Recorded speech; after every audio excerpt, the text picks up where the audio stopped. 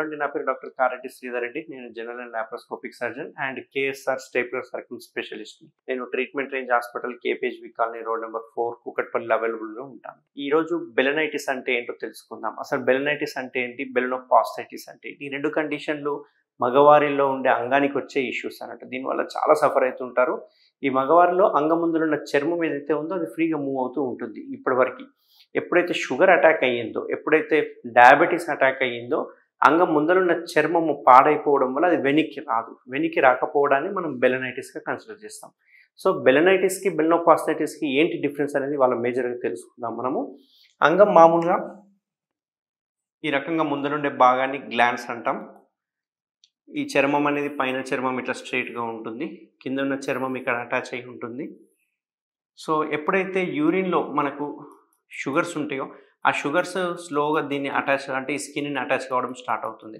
మెల్లగా ఇక్కడ ఒక రకమైన ఇన్ఫ్లమేషన్ స్టార్ట్ అవుతుంది. క్రానిక్ ఇన్ఫ్లమేషన్ స్టార్ట్ అయిపోయి ఆ ఏరియాలో ఉన్న స్కిన్ ఇన్ని రోజుల వరకు ఎలాస్టిక్గా ఉన్న స్కిన్ కాస్త మెల్లగా మొద్దుబారిపోవడము, మందంగా తయారు కావడము, థిక్ అవ్వడము, స్కిన్ కొంచెం షైనీగా అవ్వడము, ఎర్రగా అవ్వడము, అంతేకాకుండా చూసుకుంటే కనుక ఒక రకమైన పేల్ కలర్లో చేంజ్ అవ్వడము, స్కిన్ కలర్ చేంజెస్ ఉండడము, ప్లస్ మనం బలవంతంగా వెనక్కి ట్రై చేసినప్పుడు టైట్నెస్ ఉండడం వల్ల క్రాక్స్ ఫామ్ కావడము, ఆ క్రాక్స్ నుంచి సెకండరీ ఇన్ఫెక్షన్స్ రావడము, విపరీతమైన నొప్పి మంట, వెనక్కి క్లీన్ చేసుకోనికి ట్రై చేస్తే కనుక విపరీతమైన నొప్పి మంట ఉండడము, ఇంటర్కోర్స్ చేసిన తర్వాత విపరీతమైన నొప్పి ఉండడము, అంతేకాకుండా లోపల మనకు స్మెగ్మా అని చెప్పి తయారవుతూ ఉంటుంది. ఈ స్మెగ్మా అనేది సరిగ్గా క్లీన్ కాకపోవడం వల్ల మెల్లగా ఇది ఒక జిగురులాగా ఫామ్ అయిపోయి బయటికి రావడం అనేది చూస్తూ ఉంటాం. అంతేకాకుండా దీనివల్ల ఇచ్చింగ్ ఉంటుంది, ఒక రకమైన ఫౌల్ స్మెల్ వాసన ఉంటుంది.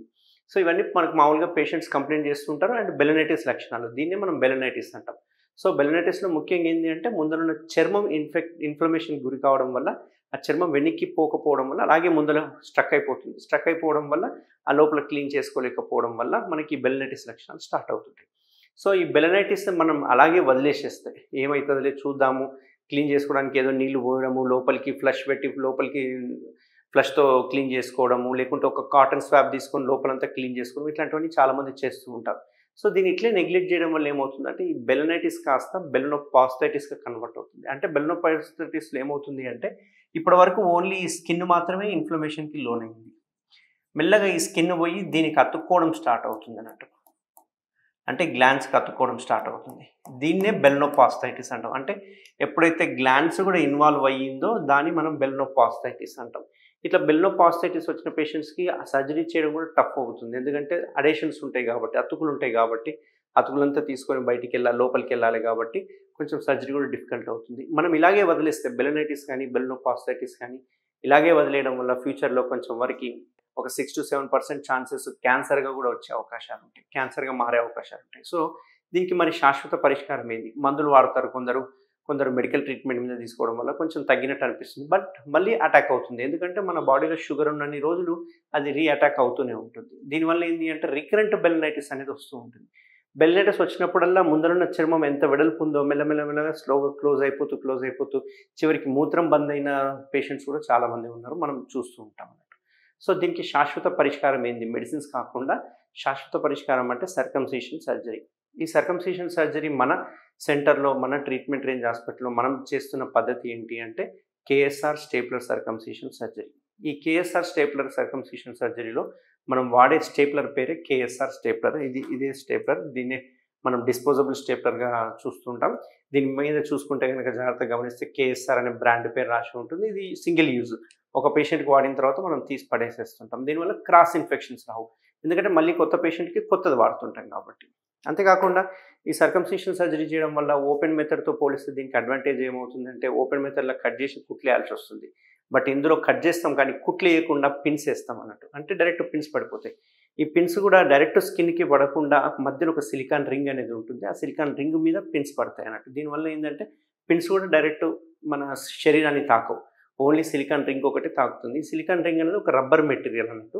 ఇది చూడడానికి స్కిన్ లాగానే ఉంటుంది. ఆ రబ్బర్ మీద ఈ పిన్స్ పడతాయి. ఎప్పుడైతే అది హీల్ అయిన తర్వాత రబ్బర్ మెటీరియల్ ఊడొచ్చేస్తుందో దాంతోపాటు పిన్స్ అన్ని ఊడొచ్చేస్తాయి. దీనిలో అడ్వాంటేజ్ ఏంటి అంటే మామూలుగా యూజువల్గా పిన్స్ ఎక్కడైనా వేస్తే తీయాల్సి వస్తుంది, యూజువల్గా మనం స్కిన్కి కానీ దేనికైనా వేసినప్పుడు. బట్ సర్కంసిషన్కి వేసిన స్టేప్లర్ల పిన్స్ తీయాల్సిన అవసరం లేదు. ఎందుకంటే సిలికాన్ రింగ్ ఉంటుంది కాబట్టి. సిలికాన్ రింగ్ ఒకసారి ఊడిపోయిందంటే ఆ పిన్స్ అన్ని కూడా ఊడిపోతాయి. సో ఇది just 5 minutes procedure, within half an అవర్లో డిశ్చార్జ్ చేయడం జరుగుతుంది. అండ్ చాలామంది అనస్థీషియా అనస్థీషియా ఇస్తారని అడుగుతూ ఉంటారు. అనస్థీషియా దీని పెనెల్ బ్లాక్ అంటాం. అంటే ఇక్కడనే ఒక 3 నుంచి 4 ఇంజెక్షన్స్ ఇవ్వడం వల్ల ఓన్లీ పెనిస్ ఒక్కటే అనస్థీషియా ఎఫెక్ట్ వల్ల నంబ్ ఉంటుంది. అంటే స్పర్శ తెలవకుండా ఉంటుంది. దీనివల్ల మనం అక్కడ సర్జరీ చేసిన తర్వాత వితిన్ హాఫ్ అన్ అవర్లో మళ్ళీ స్పర్శ అనేది రీగెయిన్ అవుతుంది. సో ఈ అనస్థీషియా కూడా లోకల్ అనస్థీషియానే కాబట్టి 5 minutesలో సర్జరీ కంప్లీట్ చేసి వితిన్ హాఫ్ అన్ అవర్లో మనం డిశ్చార్జ్ చేయడం జరుగుతుంది. వాళ్ళు యథావిధిగా పనికి వెళ్ళిపోవచ్చు. ఎటువంటి బెడ్ రెస్ట్ అవసరం లేదు, ఎటువంటి పథ్యం అవసరం లేదు, ఎటువంటి డ్రెస్సింగ్స్ అవసరం లేదు. యథావిధిగా వాళ్ళ పనులు వాళ్ళు చేసుకోవచ్చు. ఈ సర్జరీ అయిన తర్వాత ఒక పట్టి కడతాం. ఆ పట్టి ఒక 12 hours తర్వాత తీసేస్తే సరిపోతుంది. అండ్ మోస్ట్ ఇంపార్టెంట్ 3 things గుర్తుపెట్టుకోవాల్సింది ఏంటి అంటే ఈ సర్కంసిషన్ సర్జరీలో క్లీనింగ్. ఎంత క్లీన్ చేసుకుంటే అంత ప్రాపర్గా హీలింగ్ ఉంటుంది, అంత ఫాస్ట్ హీలింగ్ ఉంటుంది. సో క్లీనింగ్ అనేది మోస్ట్ ఇంపార్టెంట్. రెండవది ఇంపార్టెంట్ ఏంటి అంటే ఎటువంటి పరిస్థితుల్లో అంగస్తంభన కాకుండా చూసుకోవాలి. ఒక 10-15 రోజుల వరకు మనకు మామూలుగా డే టైం అయితే కంట్రోల్ చేసుకుంటారు చాలామంది. But night time, early morning తెలియకుండా అవుతూ ఉంటాయి. అట్లాంటి దానిలో మాత్రం మనం జాగ్రత్తలు వహించాలి. ఎర్లీ మార్నింగ్ లేవాలి, అలారం పెట్టుకుని అటు ఇటు తిరుగుతూ ఉండడం, కాఫీ తాగడం ఇట్లాంటివి చేయడం వల్ల మనకు ఆటోమేటిక్గా హార్మోన్ లెవెల్స్ పడిపోతాయి కాబట్టి అప్పుడు అంగస్తంభన జరగకుండా ఉంటుంది. సో ఎరెక్షన్స్ అనేది అవాయిడ్ చేయాలి అట్లీస్ట్ 2 weeks దాకా. And most third important matter ఏంటి అంటే ఎటువంటి పరిస్థితుల్లో ఇంటర్ కోర్స్ చేయకూడదు, అంటే కలవకూడదు అట్లీస్ట్ 1 month వరకు. ఎందుకంటే అక్కడ హీలింగ్ మంచిగా కంప్లీట్ కావాలి. హీలింగ్ పీరియడ్ అవ్వడానికి మనకు మినిమం 1 month టైం పడుతుంది కాబట్టి ఎటువంటి పరిస్థితుల్లో ఇంటర్ కోర్స్ అనేది చేయకూడదు. సో ఈ 3 things కనుక గుర్తుపెట్టుకుంటే కనుక ఈ సర్జరీ అయ్యిందా అన్నట్టు అనిపిస్తుంది. అసలు సర్జరీ చేసినట్టు కూడా తెలియదు, అంత ఈజీగా ప్రాసెస్ అయిపోతుంది. సో టోటల్ ఈ రింగ్ పడిపోవడానికి 8 to 10 days పడుతుంది. Depend on individual. మంచిగా క్లీన్ చేసుకుంటే 8 daysలో పడిపోతుంది. కొంచెం ప్రాపర్గా క్లీన్ చేసుకోకుండా భయంతో క్లీన్ చేసుకోవడము, ముట్టుకోవడానికి టెన్షన్ అవ్వడము, ముట్టుకుంటే ఎక్కడ పిన్స్ ఊడిపోతాయి అని టెన్షన్ అవ్వడం, ఇట్లాంటి వాళ్ళకి ఒక 14 నుంచి 15 రోజులు టైం పడుతుంది. బట్ 100% హీల్ అవుతుంది. సో ఎవరికైనా నేను చెప్పి ఈ సిమ్టమ్స్ ఉంటే కనుక బెలనైటిస్ కానీ, బెలినోపాస్థైటిస్ కానీ, అసలు ఫస్ట్ ఆఫ్ ఆల్ షుగర్ ఉంటేనే మనం ఇమ్మీడియట్గా ఈ సర్జరీ అంటే ప్లానింగ్గా చేసుకోవడం చాలా బెటర్. ఎందుకంటే వాళ్ళు ఎట్లా అయినా ఆ లైఫ్ టైంలో వాళ్ళు ఏదో ఒక రోజు బెలనైటిస్కి గురవుతూ ఉంటారు. సో ఎవరికైనా ఈ లక్షణాలు ఉంటే తప్పకుండా నన్ను కన్సల్ట్ అవ్వండి. నేను ట్రీట్మెంట్ రేంజ్ హాస్పిటల్ అవైలబుల్ ఉంటాను. ఈ దానికి శాశ్వత పరిష్కారంగా మనం కేఎస్ఆర్ స్టేబులర్ సర్కంసిషన్ సర్జరీ చేసుకోవచ్చు. Thank you very much. Thank you Sridhar Reddy sir. Thank you doctor Sridhar Reddy sir. Thank you Sridhar Reddy sir. Thank you Sridhar Reddy sir. Thank you Sridhar Reddy sir. Thank you Sridhar Reddy sir. Thank you Sridhar Reddy sir. Thank you Sridhar Reddy sir. Thank you Sridhar Reddy sir. Thank you Sridhar Reddy sir.